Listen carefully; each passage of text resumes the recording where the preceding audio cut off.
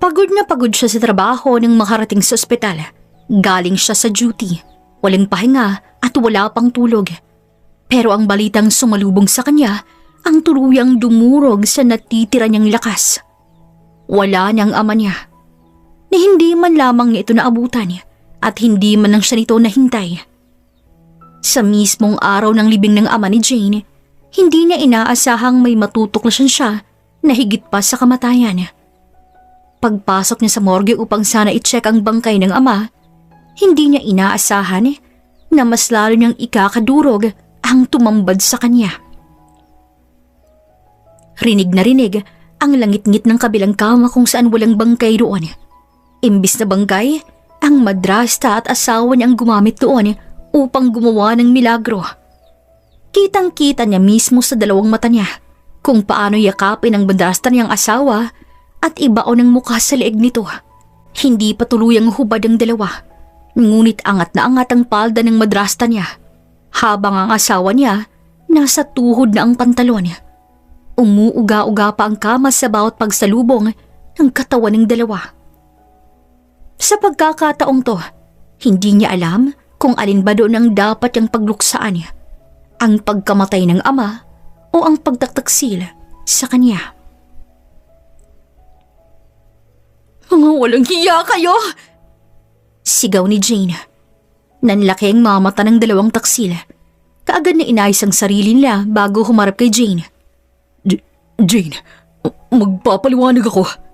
Hindi pa kayo nahiya? Sa katabi pa mismo ng bangkay ni Papa, gumawa kayo ng nakakadiring kababalaghang yan? Mga manloloko kayo! Jane, sa bahay natin pag-usapan to. Oo nga anak, ipapaliwanag namin ng maayos ang asawa mo. Nadala lamang kami kanina, hindi namin sinasadya iyon. Ano? Nahihiya kayo sa mga pinaggagawa ninyo? At huwag mo kong tawaging anak. Pagkatapos mong agawin sa akin ng asawa ko, ay tatawagin mo akong anak? Simula ngayon, kalimutan mo nang magpamilya tayo. Hindi kita ina. At ikaw, Carlo, simula ngayon, ay kalimutan mo na ring asawa mo ko. Magsama kayong dalawa. Huwag na huwag kayong umuwi sa bahay dahil hindi na kayo parte ng pamilya ko. Jane, sinasabi mo ba na... Oo, Carlo. Maghiwalay na tayo. Nakakatiri kayo. Pagkatapos ng masakit na pangyayaring yon, iniyakan na lamang ni Jane ang lahat. Hindi niya alam kung saan nagsimula ang hinagpis na yon. Sa pagpanaw ng ama niya o pagtataksil ng dalawang taong mahal niya sa buhay. Hanggang sa nailibing na ang bangkay ng papa niya, hindi na muling nagpakita ang madrasta at asawa niya. Nilunod na lamang ni Jane sa pagtatrabaho sa ospital ang sarili niya upang sandali niyang makalimutan ang sakit. Kung kayo ang nasa posisyon ni Jane, ano kaya ang sa tingin niyo ang dapat na gawin? Ang manahimik o ipaglaban ng karapatan bilang asawa? Nang makarating si Jane sa ospital, kaagad na bumungad sa kanyang isang private room na inassign sa kanya.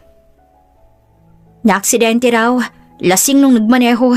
Nalaman niya kasing matagal na siyang niloloko ng asawa niya. Galing pa siyang ibang bansa at balak sanang sorpresahin sana ang babae. Bulong ng kasama ni Jane na nurse habang tinitingnan ng lalaking nasa koma. Grabe, hindi halatang nasa 40 na ha. Mukhang teenager pa si Fafa. Ang pogi, makisig, lakas ng karisma, at mukhang masarap. Napairap si Jane nang pabiro siyang siniko ng nurse. Maya-maya pa'y nagpaalam nang umalis ang kasama niya. Napatingin siya sa lalaking nakahiga sa hospital bed. Hindi niya magawang kontrahin ang sinabi ng kaibigan dahil para sa kanya, halos walang kapintasan ng imahe ng lalaki. Sa kabila ng mga sugat na natamo at sa bigote nito, hindi mo pa rin aakalaing nasa 40 na ang edad nito. Parehas pala tayong dalawa. Niloko rin ako ng asawa ko at ipinagpalit sa madrasta ko. Siguro kasalanan ko rin. Hindi ko nagpagtuunan ng pansin ng asawa ko. Kwento ni Jane sa nakaratay na pasyente. Halos araw-araw, kakwentuhan niya na to kahit siya na lang nagsasalita. Komportable siyang ibahagi ang kaganapan niya sa buhay. Siguro dahil alam niyang hindi siya nito huhusgahan dahil na rin sa kalagayan nito. Alam mo ba, gusto ko nang magkaroon ng anak. Kung single ka sana, ikaw na lang gawin kong ama ng magiging anak ko. Hindi naman ako lugi Hindi ka rin lugi sa akin. Maganda ako. Gwapo ka. Bagay tayo.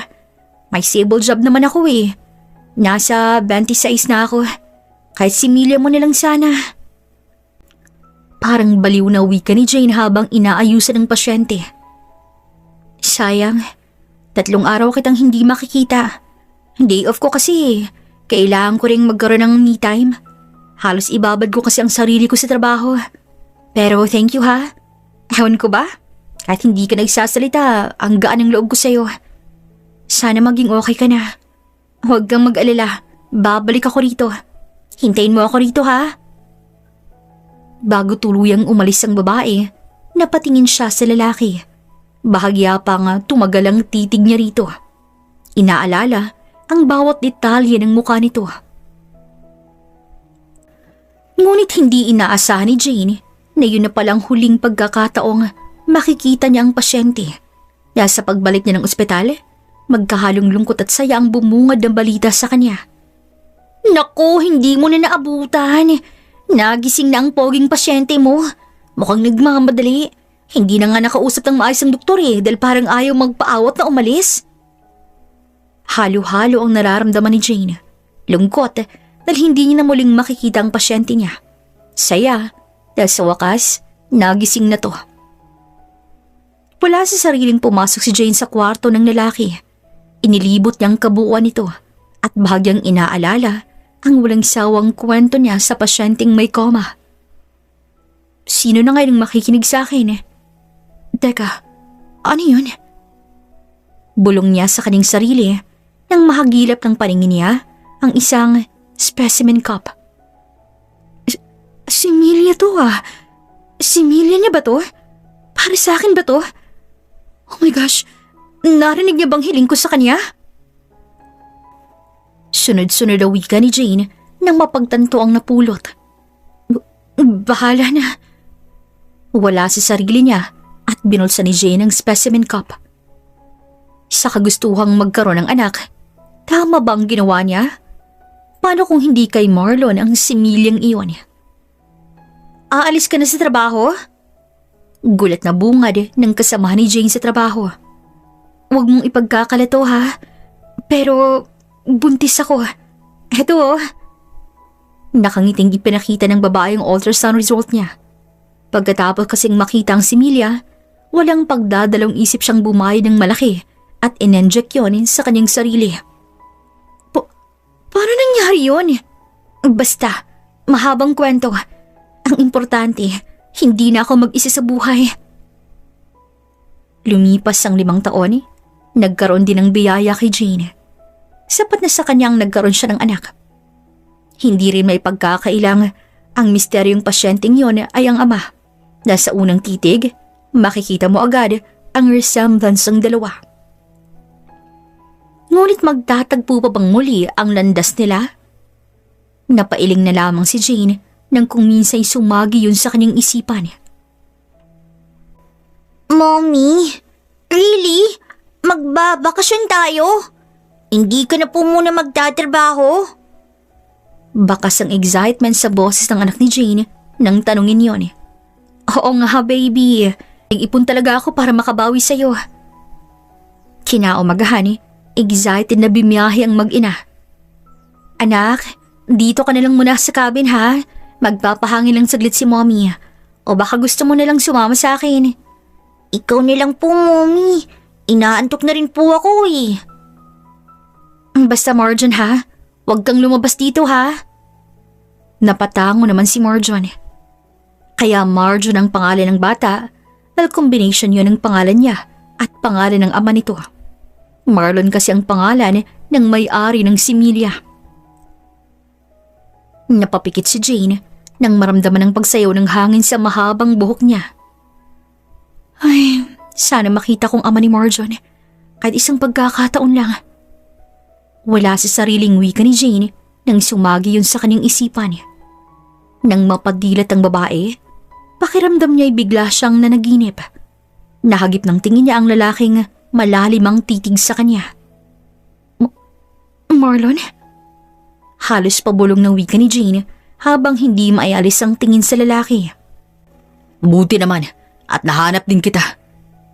Marahan, ngunit malalim na boses ng wika ni Marlon imbis na sagutin ang tanong nito.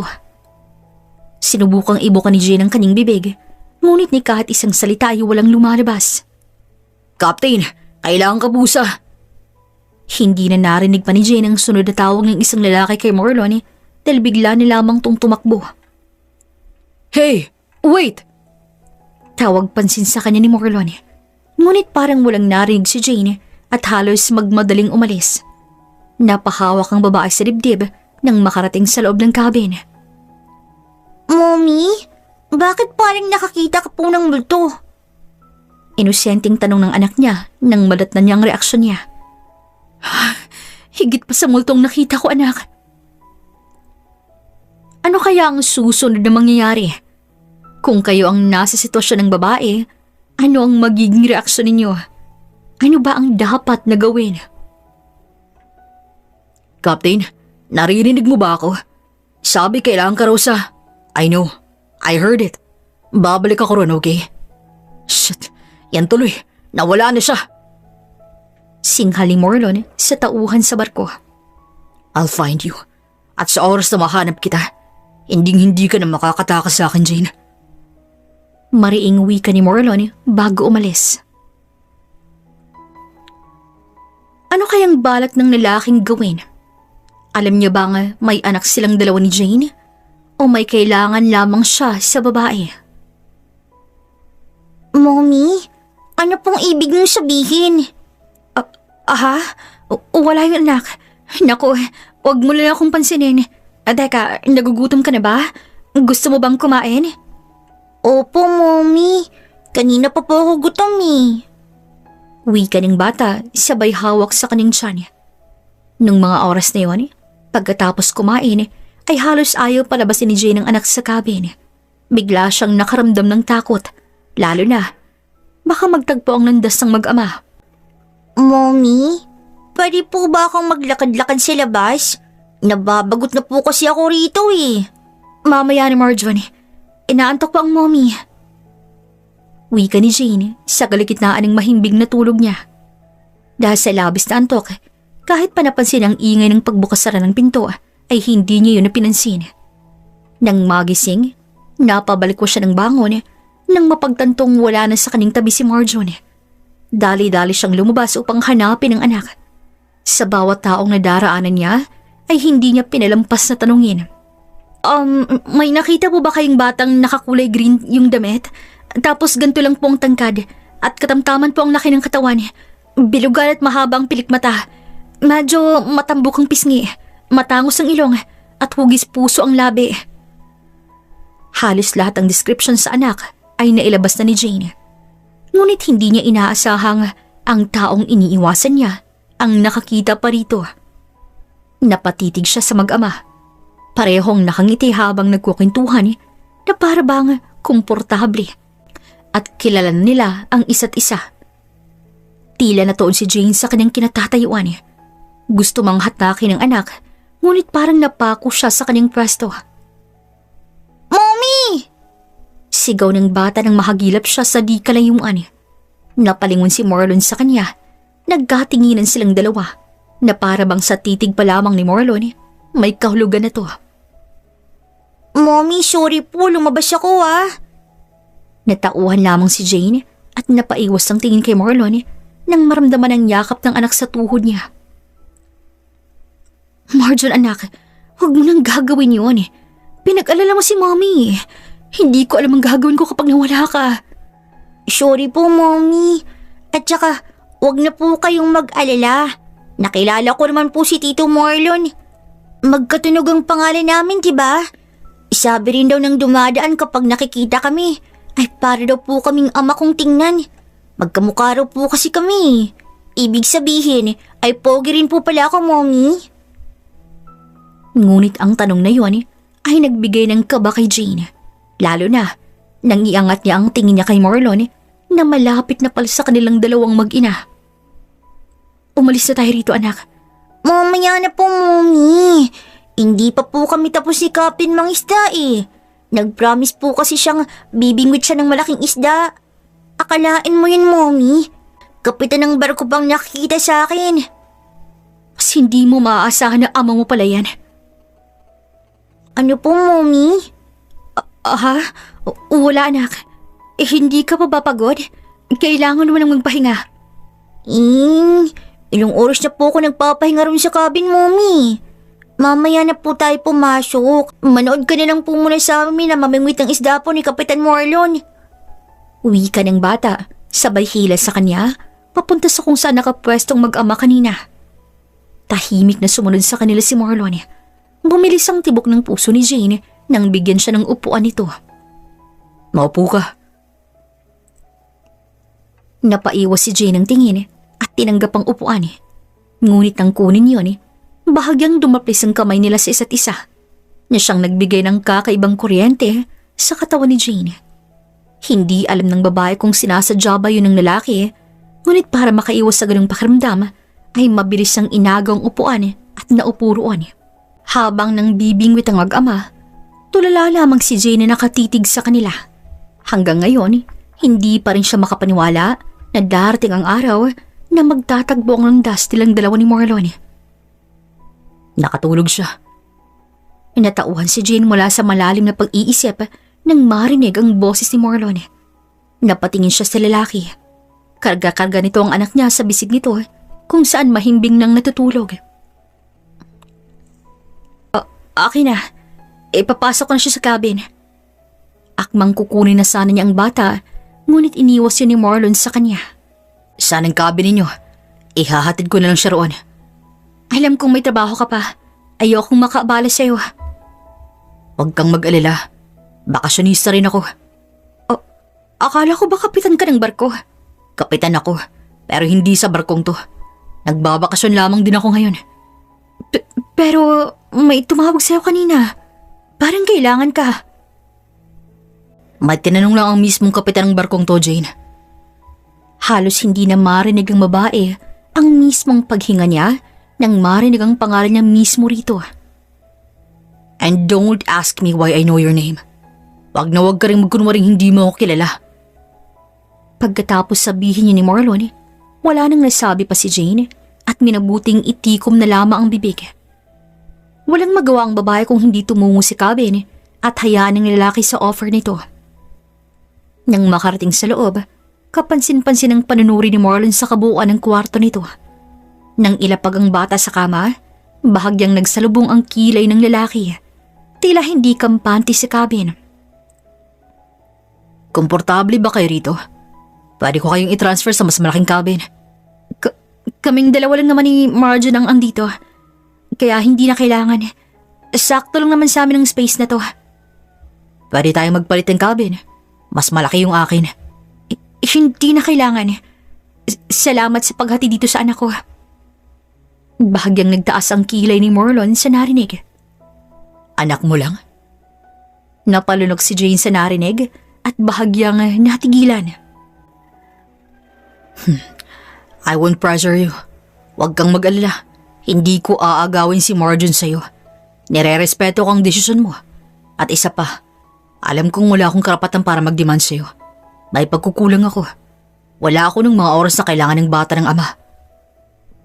Paano mo? Alam na alam ko, Jane. Bukod sa alam kong malakas ang similya ko, maging ang genes ko nakitang-kita mismo sa anak natin. Ramdam kong anak natin ang batang yan. Bakit ka nag-iwan ng similya mo? Kasi gusto mo ng anak, di ba? Di ako nasa simpleng coma lang, Jane. Alam mo yan, kasi nurse kita. Nasa lock-in syndrome ako. Gising ang isip ko. Naririnig ko lahat ng sinasabi mo. Bawat kwento mo sa ospital. Pero hindi ako makagalaw o makapagsalita. Para akong nakakulong sa sarili kong katawan. At hindi mo alam, sa bawat araw na kinakausap mo ako, doon ako kumukuha ng pag-asa at dahilan para mabuhay. Pasensya na't hindi kita nahintay nung sinabi mong babalikan mo ako. Nagkatinginan ng dalawa. Mabilis na pagtanto ni Jane ang ibig sabihin ng lalaki. Yung araw na day off niya at pagbalik sa ospital ay wala na nga si Marlon. Okay lang. Ang importante na may iniwan ka. Napalingon ng babae sa napakagwapo niyang anak. Nagmamadali akong umalis nun dahil may kailangan akong asikasuhin. Bumalik ako sa ospital at hinanap kita pagkatapos nun. Hinanap mo ako? Nawala ka na lang nun eh. Sinubukan kong mag-hire ng mga investigators pero kahit isa sa kanila ay walang nakahanap sa iyo. Bakit mo ako pinahanap?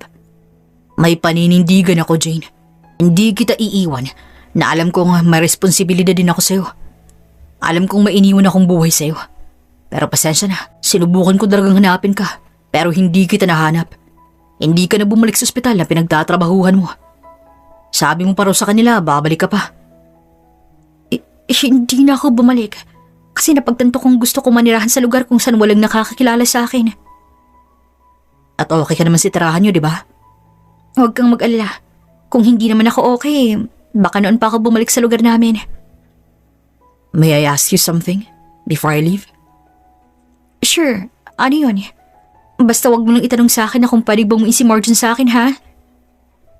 Dinaan na lamang ni Jane sa biro ang lahat. Bahagyang natawa naman si Marlon sa hirit niya. May boyfriend ka na ba? Diretsahang tanong ng lalaki. Halos mabilaukan ng babae sa sarili niyang laway. O wala. Masyado akong abala sa pag-aalaga kay Martin para dyan. Ay, mabuti naman kung ganun. Mahinang wika ni Marlon at bahagyang nakapangisi. Samantalang si Jane, hanggang sa pag-alis ng lalaki, ay hindi na siya tinantanan pa ng pagbilis ng paglibok ng puso niya. Marjon anak, hindi ka ba magtatanong sa akin tungkol sa ama mo? Ang kauna-unahang pagbukas ni Jane sa usaping to. Napapansin niya rin kasi na kahit isang beses ay hindi nagtanong ang anak niya tungkol sa ama nito.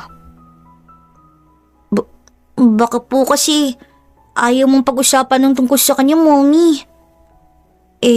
Ayaw mo bang makilala ang papa mo? Gusto po. Pero mas gusto ko yung tayong dalawa lang po, Mommy. Masaya na po kasi akong kasama ka eh. Napangiti si Jane at bahagyang hinalikan ng noo ng anak. Salamat anak ha. Kasi alam kong kahit hindi mo naiintindihan ay pinilit mo pa rin iniintindi ang sitwasyon. Ang swerte ko talaga sa anak kong to. Mommy, mas maswerte po ako sa'yo. Pwedeng sabihin ni Jane na pag-inject ng si Melia ang dahilan kung bakit nabuo ang bata.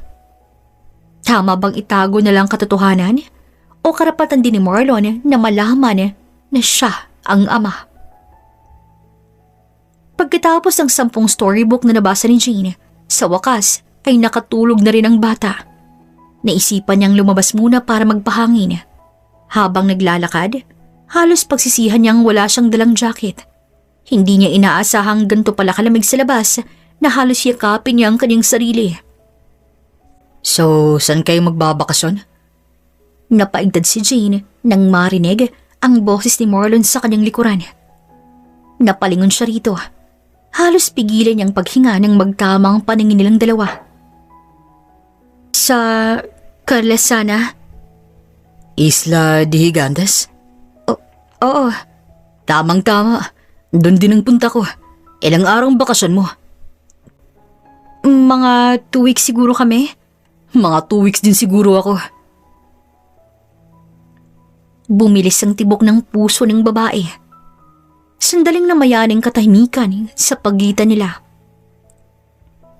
Nawala ako bigla sa ospital kasi I prepared an annulment for my wife.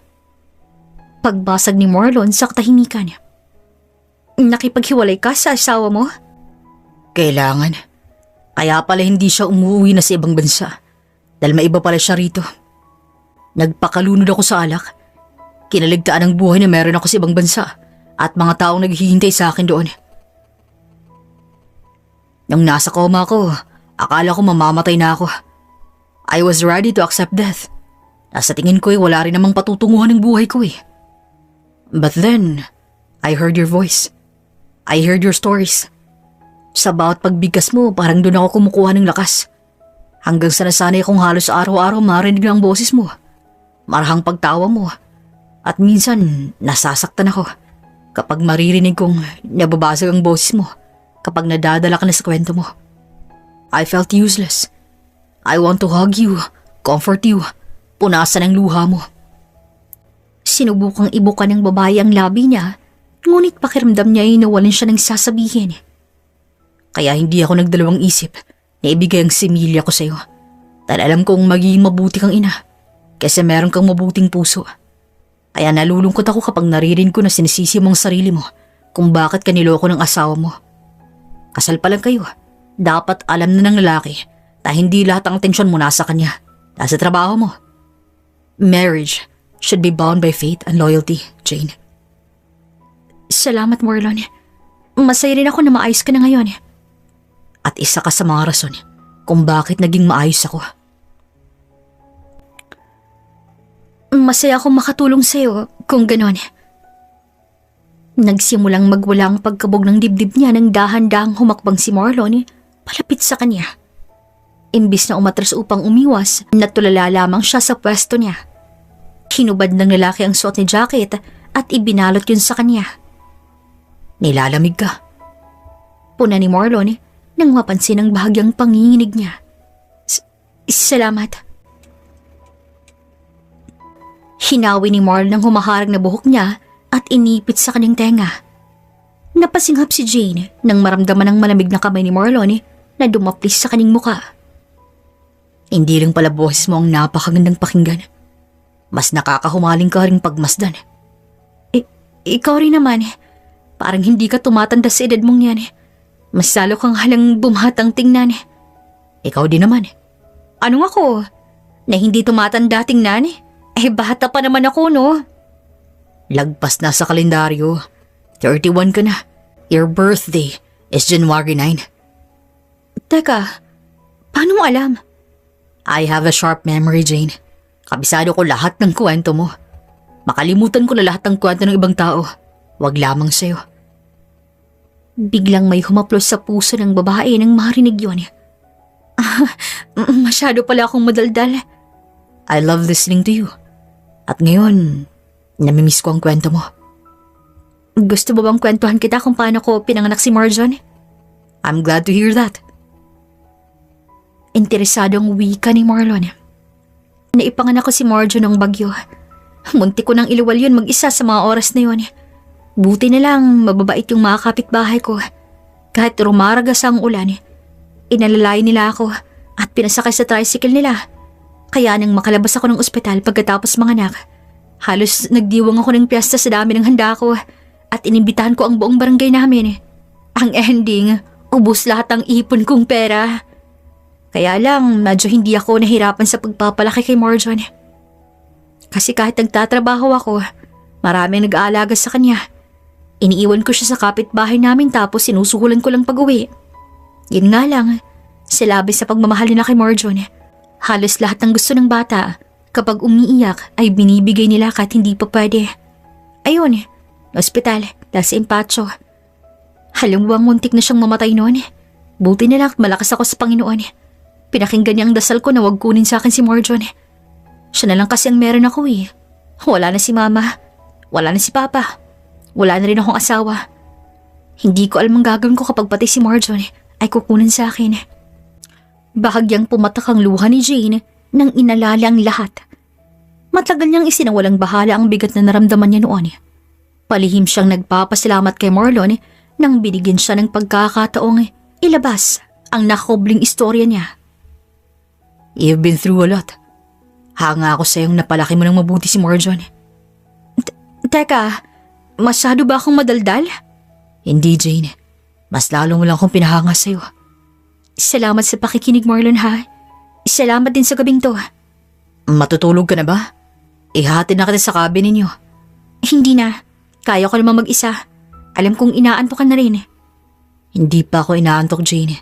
Hayaan mo kong ihatid ka. Sa huli, ay napabuntong hiningan lamang ang babae at wala nang magawa. Nasa harap na sila ng pinto nang harapin niya si Marlon. Salamat sa paghatid at sa pakikinig sa akin. Wika ni Jane habang hinuhubad ang jacket at ibinalik niya yun sa lalaki. Hindi yata ako mapapagod na makinig sa kwento mo. Kasi alam kong sa about storya mo, mas lalo pa kitang makikilala. Good night, Marlon. Good night, Jane. Nang makapasok ang babae sa loob, doon niya na lamang pinakawalan ng kanyang ngiti. Hindi niya akalaing sa isang araw lang, halos marami nang nangyari sa buhay niya. Kinaumagahan, nagising siya sa marahang tawa ng kanyang anak.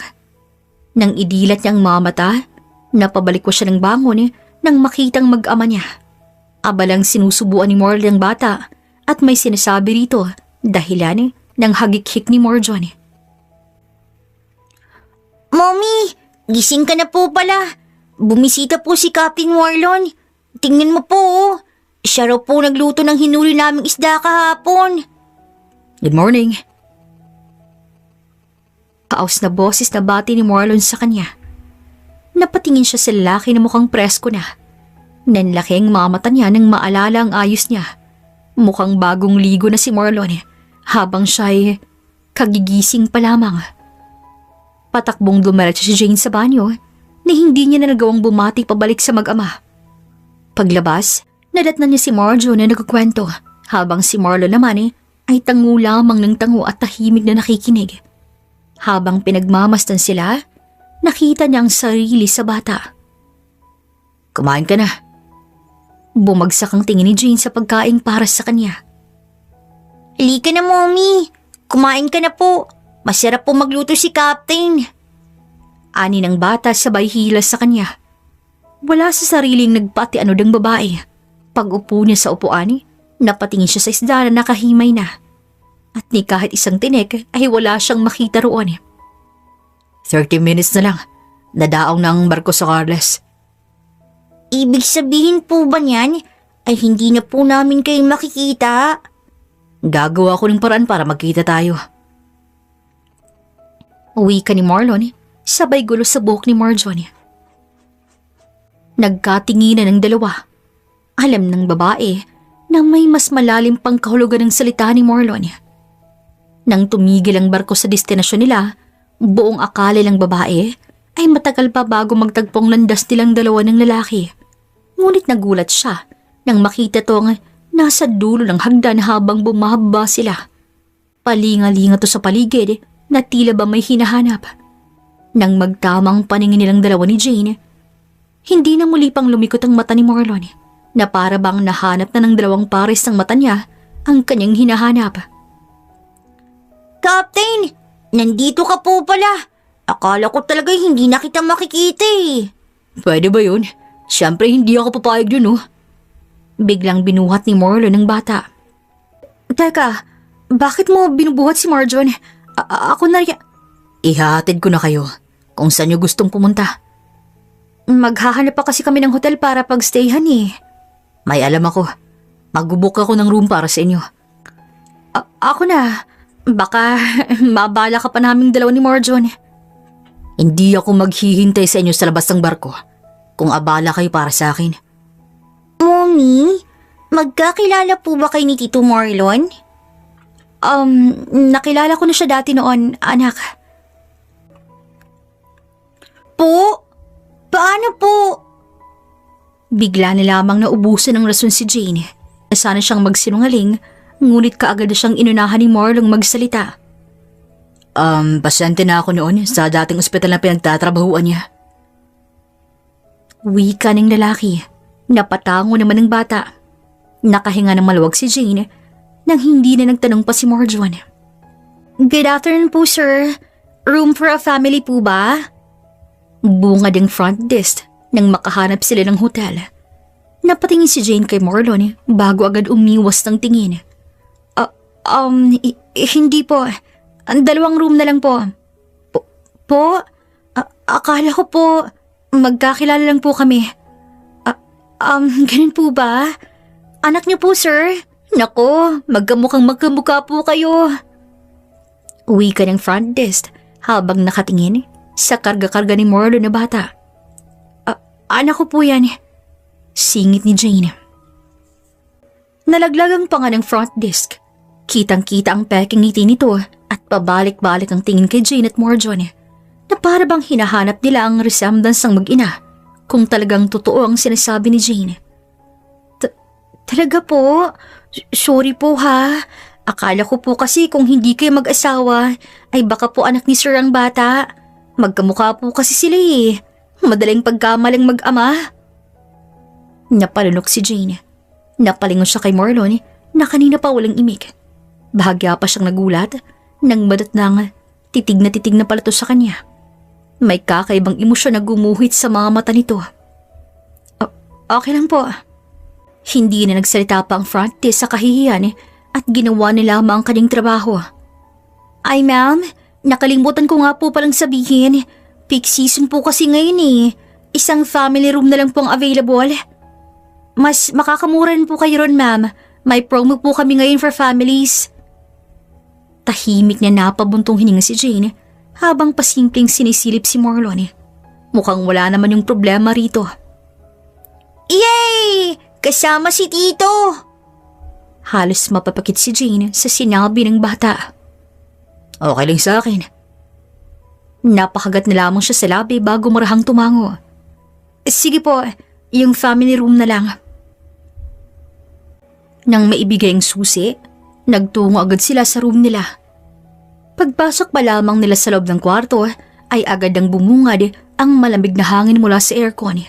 Malinis at maaliwalag sa silid. Ngunit agad nanlaki ang mga mata ni Jane nang mapunta ang tingin niya sa kama. Iisa lang yun.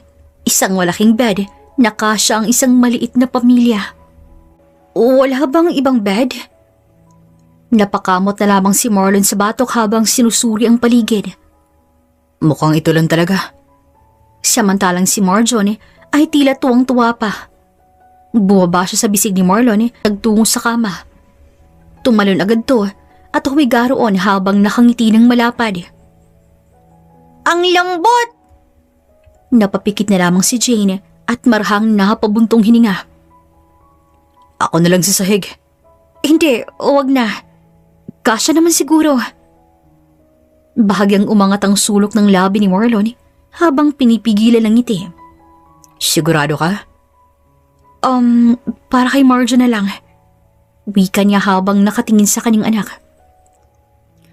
Naisip niyang ito na marahil ang pagkakataon upang maranasan ni Marjo na magkasama ang ama nito.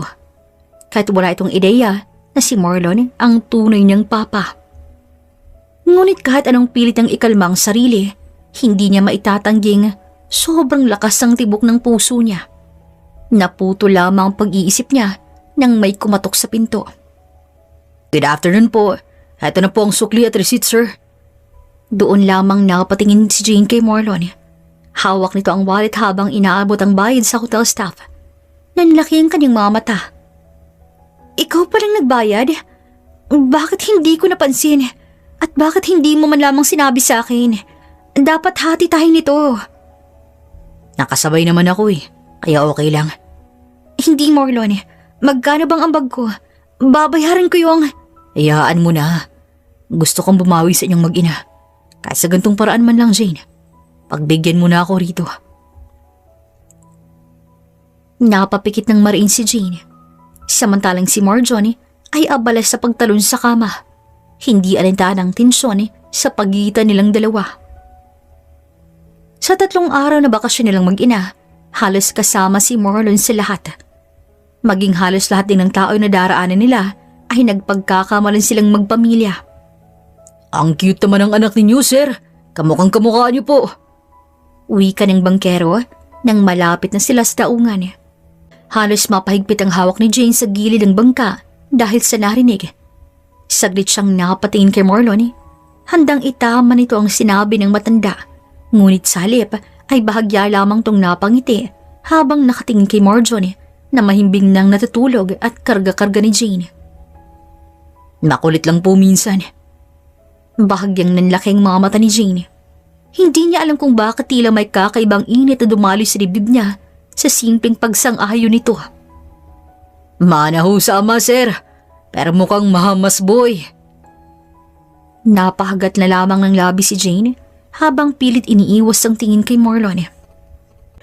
Kinaumagahan, Panibagong lugar na naman ang pupuntahan nila. Saan daw niya gusto? Tanong ni Jane kay Marlon dahil mas madalas magkwento si Marjon dito. Bakwitan Cave. Gusto niya raw makapasok sa kuweba roon. Mutla ang babae sa narinig. Bago siya makapagsalita, bigla na siyang tinawag ng anak. Mommy! Halina kayo! Excited na po ako eh! Natutuwang paanyaya ng bata. Sa kabila ng panlalamig ni Jane sa kaba, ay wala siyang magawa kung hindi pagbigyan ng bata sa gusto nito. Nang makarating sa lugar na tinutukoy nila, halos mahi si Jane nang makita kung gaano katahimik at nakakatakot sa loob. Nasa kalagitnaan siya ng malalim na pag-iisip nang maramdaman ang mainit na kamay na humawak sa kanyang palad. Takot ka pa rin ba sa kuweba? Natatawang tanong ni Marlon. Naalala niyang naikwento rin ni Jane sa kanya na takot to sa kuweba. It's okay. I'm here. Umawa ka lang sa kamay ko. We're not gonna leave you here. Maniwala ka sa akin. Kalaunan, ma-e-enjoy mo rin to. Aalalain kita, Jane. Tingnan mo nga si Marjon, oh. Nauna pa sa atin. Napahigpit ang hawak ni Jane sa kamay ni Marlon at sabay silang naglakad papasok. Paminsan-minsay napapapit lang si Jane. Hindi niya namalayan na hindi na pala binibitawan niya ang kamay ni Marlon. Oh, dahan-dahan. Wika ni Marlon sa mag-ina niya habang pareho silang inaalalayan sa mga batong nadaraanan. Huwag mo po akong alalahanin, Tito Marlon. Si Mami na lang po yung pagtuunan mo ng pansin. Tingnan mo ho. Hagik-hik ng bata, sabay turo sa ina na hirap sa paglalakad. Ayos ka lang. Hawakan mo pang isang kamay ko para makatawid ka sa bato. Kaagad namang sinunod ni Jane si Marlon. Bahagyang nakaramdam ng pagkadismaya ang babae nang bitawan ng lalaki ang isa niyang kamay. Ngunit palihim namang napatuloy ang puso niya nang maramdaman ang pagpulupot ni Marlon sa bewang niya. Hindi niya nagawang umangal. Ngunit sa kabila ng pagtahimik niya, ay siyang kabaliktaran nang nagwawalang kabog ng kanyang dibdib. Isang hakbang pa ay napahinto si Jane. Ang ganda! Wika ng babae habang nakatingin sa liwanag na pumapasok sa loob ng kuweba at tumatama sa tubig. Napaling si Jane kay Marjon nang maramdaman ang pagbisil nito sa kanyang kamay. Halos tumalo ng puso niya nang madatnan niyang titig na titig to sa kanya. Ang ganda nga. Mas lalong lumakas ang kabog ng dibdib ni Jane. Halos hindi niya marinig ang sariling paghinga niya at ang mga tao sa paligid. Natauhan lamang si Jane nang marinig ang boses ng kanyang anak. You look in love with each other po. Puna ng bata habang may malawak ng ngiti. Marjon, saan mo narinig yan? Po, Mommy? Bakit po?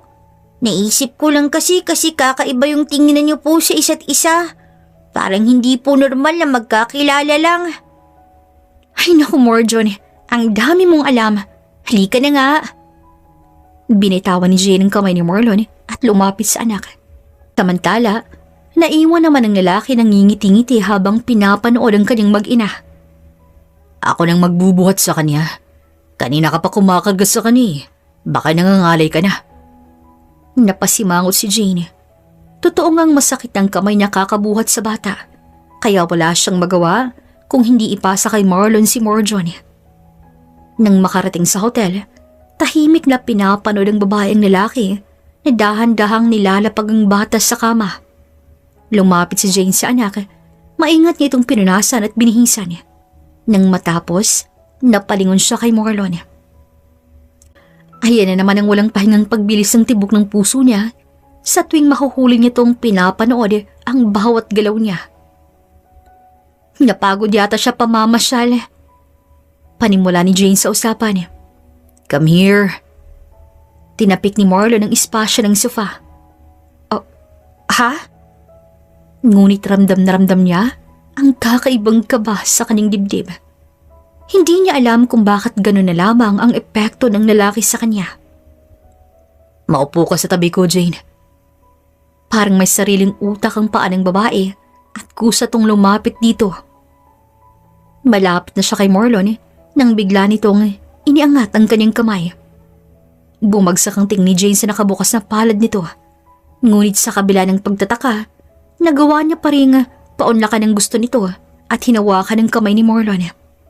Inalalayan siya nitong makaupo. Alam kong napagod ka rin sa pamamasyal at pagbubuhat kay Marjon. Lalo na sa braso mong yun na sigurong nangangalay na. Marahang inilandas ng lalaking kamay niya hanggang sa nahanap nito ang braso ni Jane na kanina pa nangangalay at dahan-dahang minasahe yun. Eksperto ang bawat pagpisil at dulas ng daliri nito. Ngunit sa kabila ng unti-unting pag-relax sa pakiramdam ni Jane, kakaibang kuryente ang dumaloy sa buo niyang kaugatan. Tumagdag pa ang kakaibang init ng katawan na ngayon lamang niya naranasan. Jane, sumama kay sa akin ni Marjon na minarahan sa iisang bubong. Doon na siya napadilat. Tila ba nahimasmasan siya sa sinabi ni Marlon. Kagad niyang inagaw ang kamay niya sa gulat.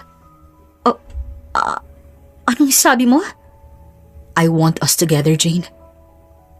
Hindi nakapagsalita si Jane sa gulat. Kaya kinuha yun ng lalaking pagkakataon para ipagpatuloy ang sasabihin.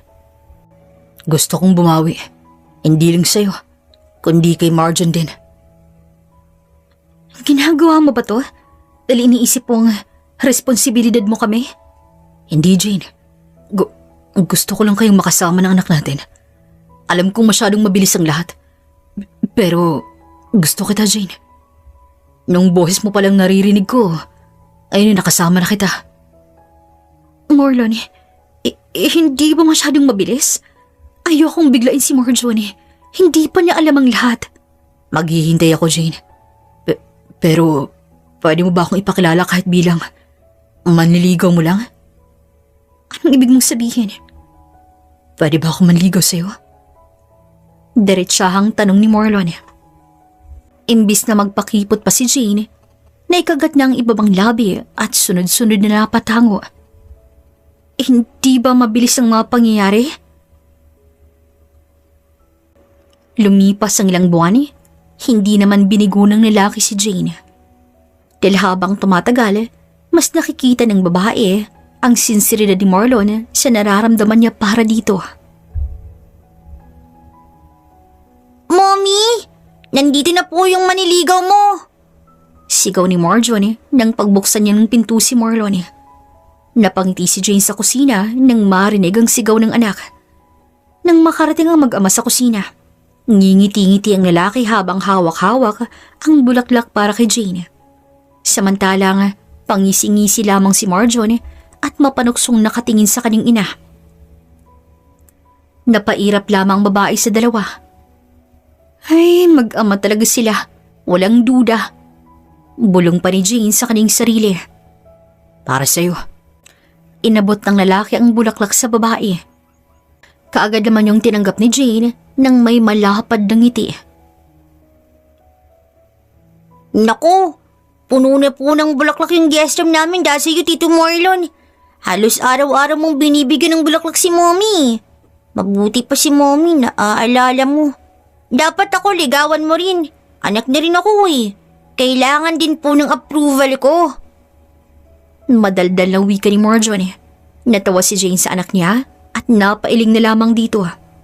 Imbis na sumingit sa usapan, hinayaan niyang depensahan ni Marlon ang kanyang sarili. Ginulo naman ng lalaki ang kanyang buhok. Kinuha ang tsokolate sa pakete niya. Sus, pwede ba namang kalimutan ka? Siyempre hindi, no? Baka wala akong tagabantay sa mama mo tuwing may lalapit sa kanya. Napangisi si Jane sa narinig. Halos wala nang lumalapit na lalaki sa kanya dahil na rin sa anak niya na tinataboy ang mga to. Ngunit kapag si Marlon, todo suporta to sa kanya. Ubaabot pa nga sa puntong pinipilit ng ina na sagutin na ang lalaki. Marjon anak, hindi ganyan ang pagmamahal. Hindi minamadali yan. Mas mainam na ganito muna para mas lalo naming makilala ni Marlon ang isa't isa. Hindi lang kasi yan sa gusto mo siya o gusto kanya. Kailangan sigurado kami sa isa't isa. Ayokong pumasok sa isang bagay na hindi pa buo. Lalo na't kasama ka sa bawat desisyon ko. Kapag nagkamali ako, Hindi lang akong masasaktan kundi pati ikaw. Kaya gusto ko, sigurado ako. Sigurado kami. Darating din tayo ron. May family program po sa school namin bukas, Mommy. Tito, pwede ka po bang umattend bukas? Sige na po, please.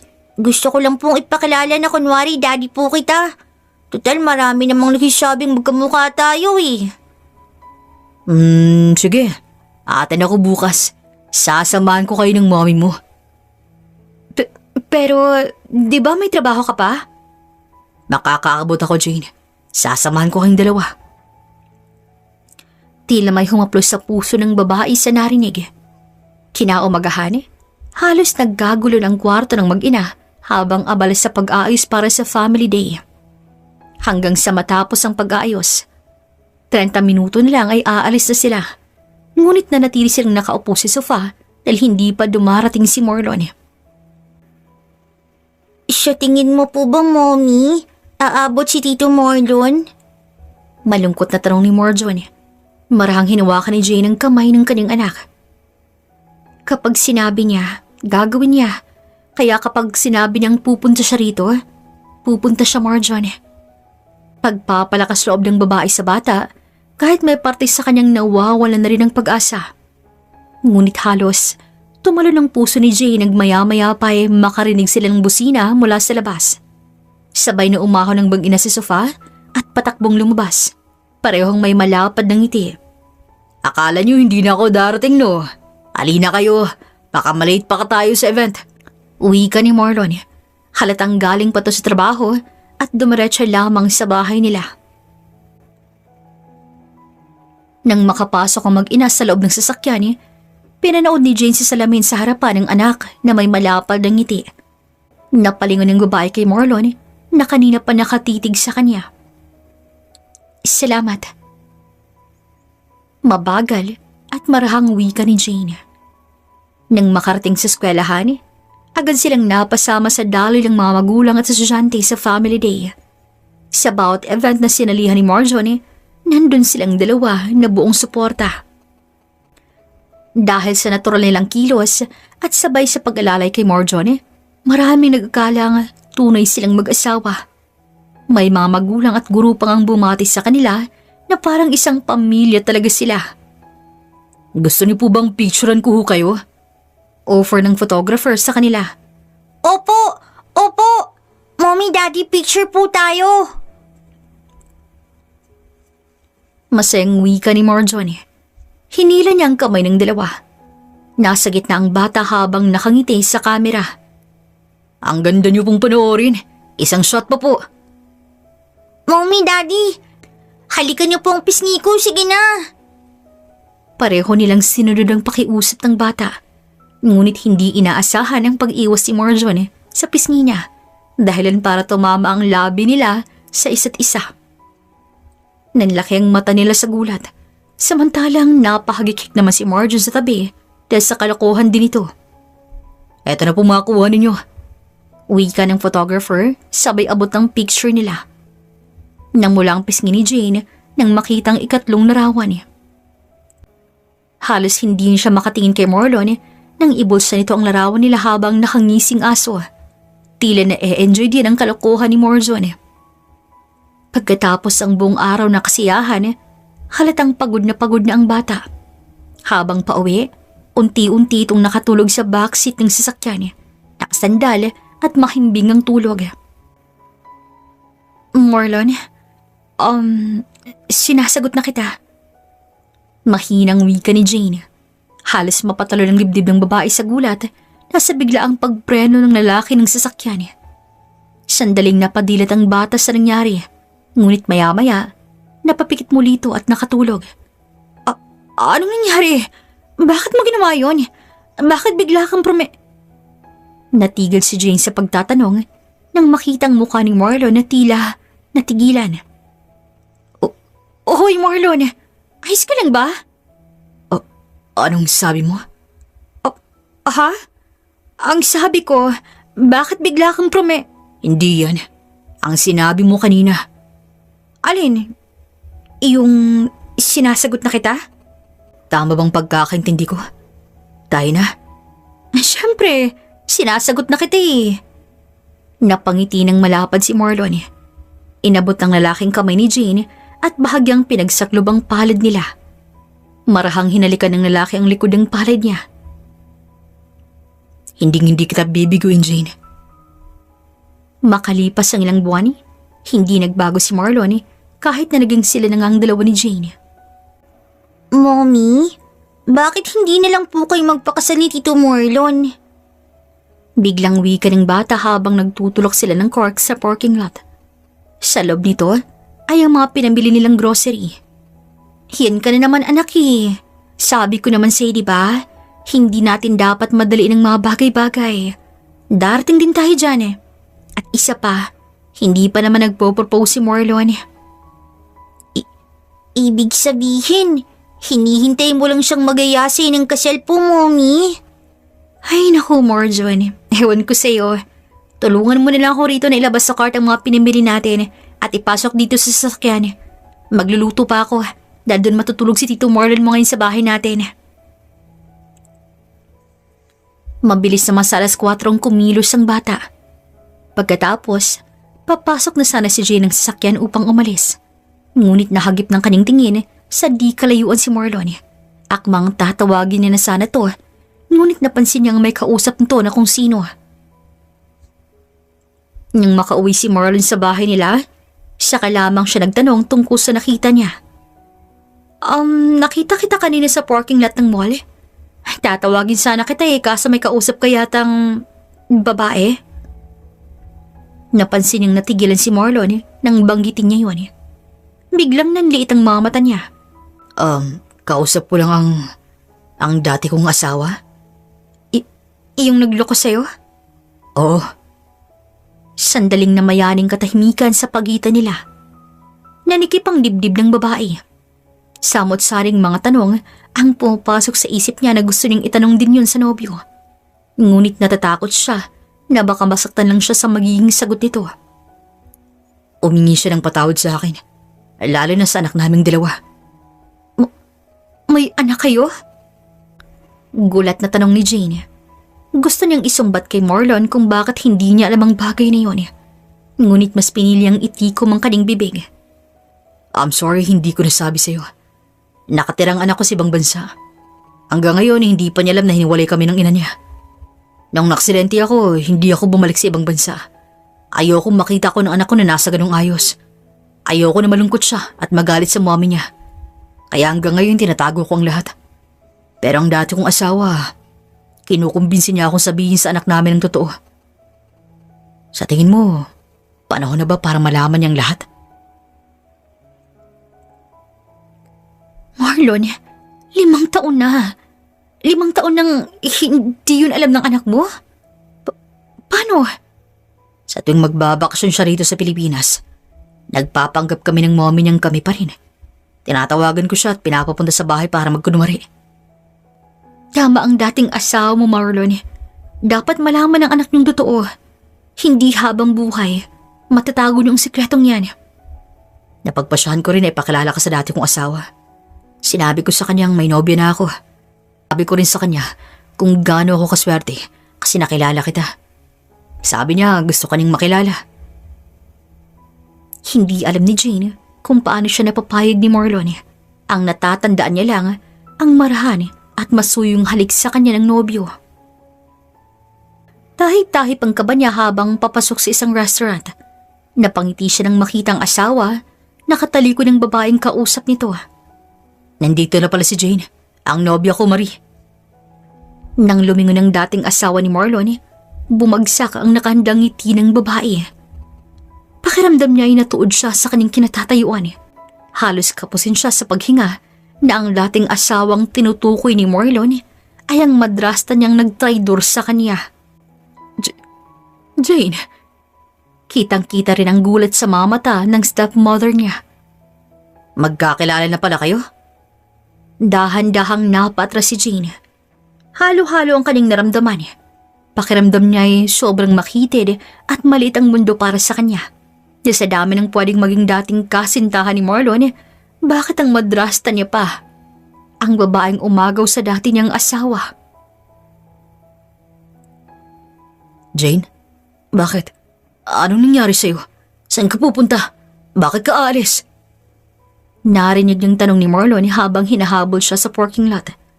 Napahinto si Jane at sunod-sunod na nagbadya ang kanyang luha. Hinarap niyang lalaki na ngayon ay nagulat ang makita ang kanyang pag-iyak. Marlon, yung babaeng yun, ang nagtaksil sa ama ko at umagaw sa dati kong asawa. She's my stepmom. Siya yung tinutukoy ko. Hindi ko alam yan. Hindi ko alam na siya pala yun. Bakit, Marlon? Bakit siya pa? Jane, hindi ko alam. Please, hayaan mo kung hawakan ka. Paano kung katulad ka rin nila? Paano kung ipagpalit mo rin ako? Paano kung makipagbalikan ka sa kanya, ha? Paano ako? Paano kami ng anak mo? Jane, hindi mangyari yun.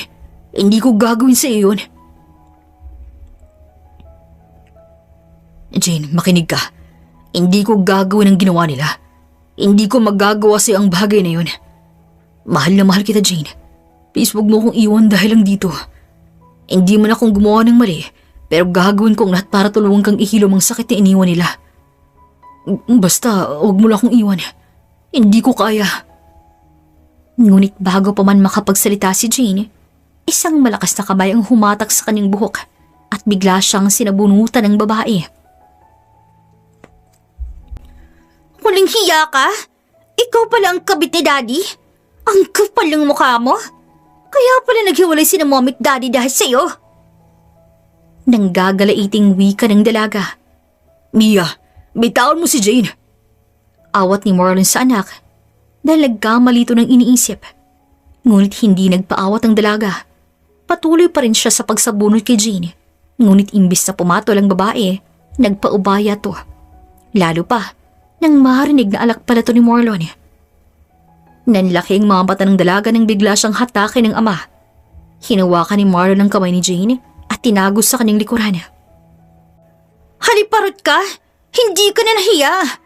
Mukhang magkaedad lang tayong tingnan dahil ang bata pa ng itsura mo.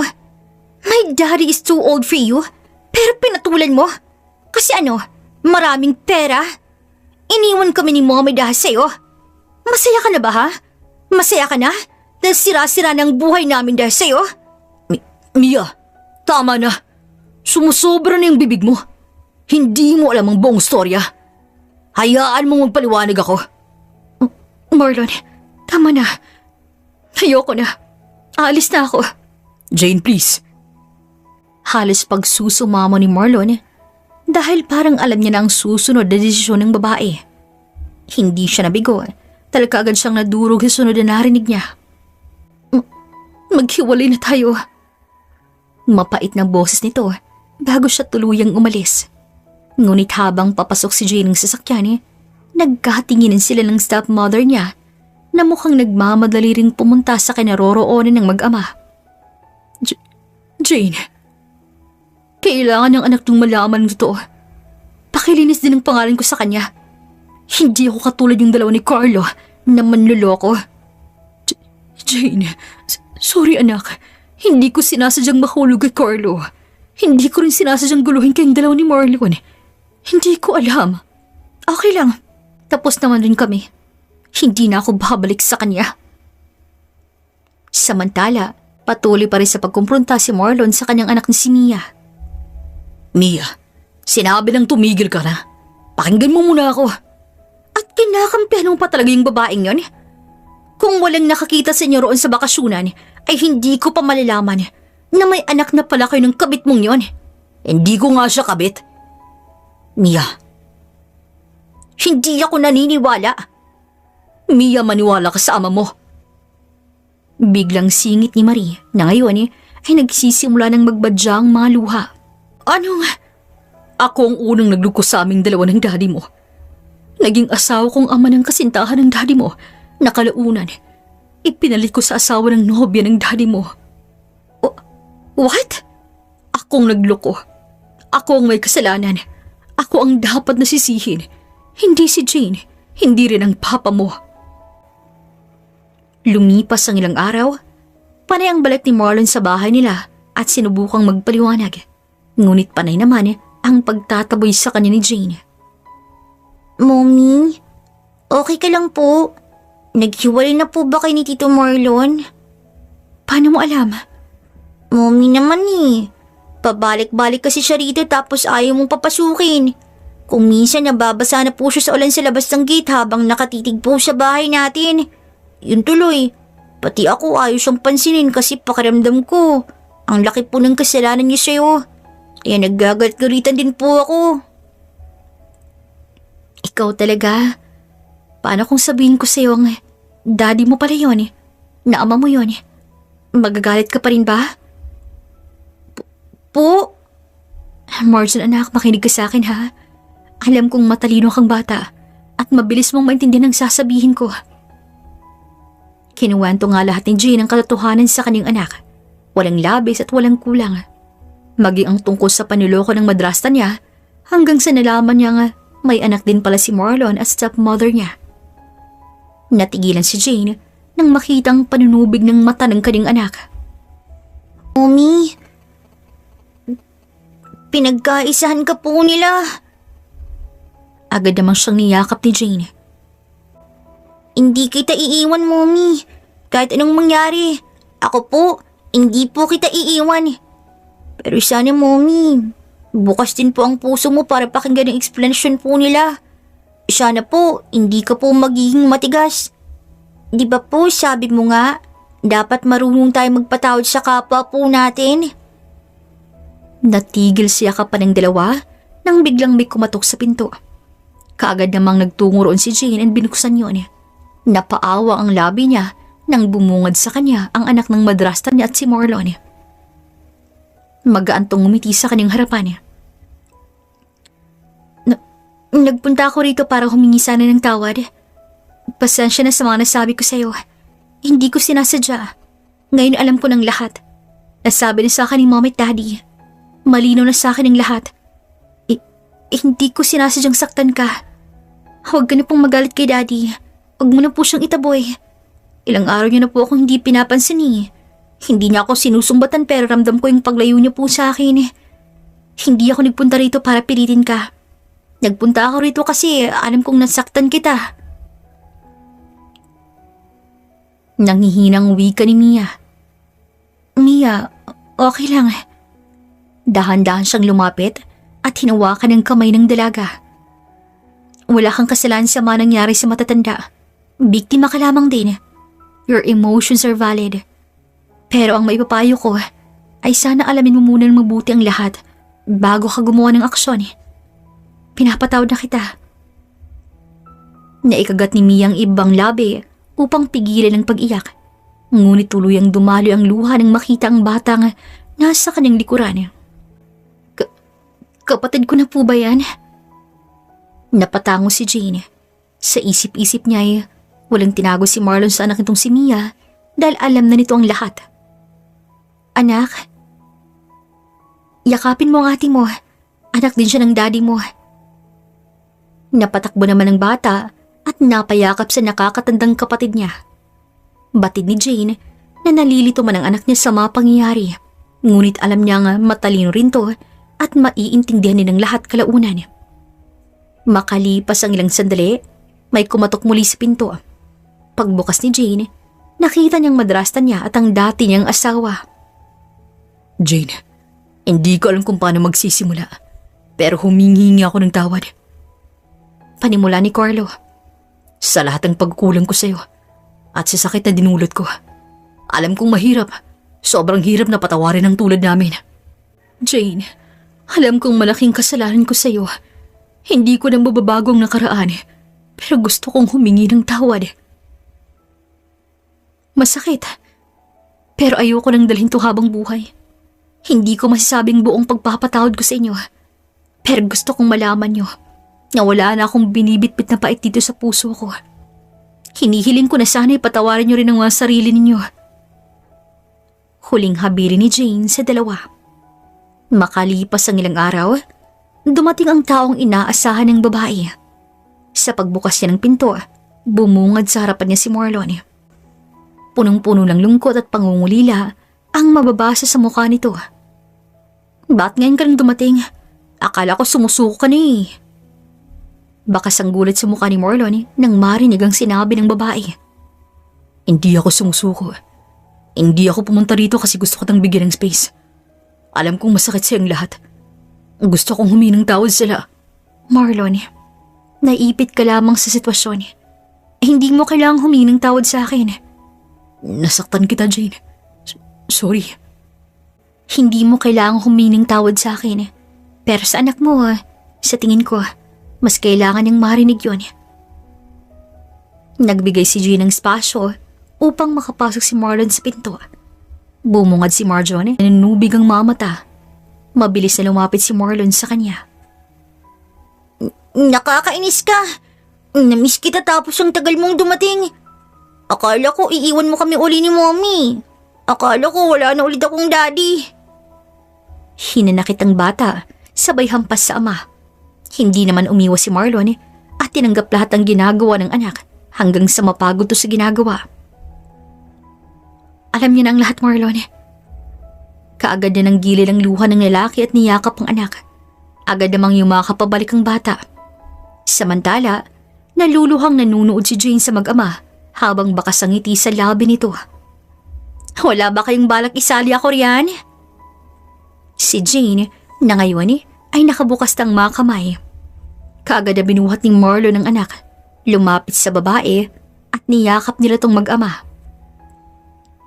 Napapikit si Jane nang maramdaman ang marahang paghalik ni Marlon sa kanyang noo.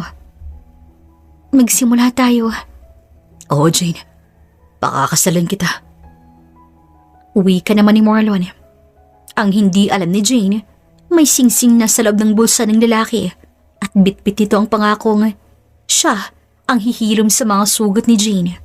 Siya rin ang pupuno sa mga kulang. Siya rin ang magbibigay ng katahimikan sa buhay nito na sa kabila ng gulo ng mundo. May pangakong alam niyang papanindigan niya hanggang sa dulo.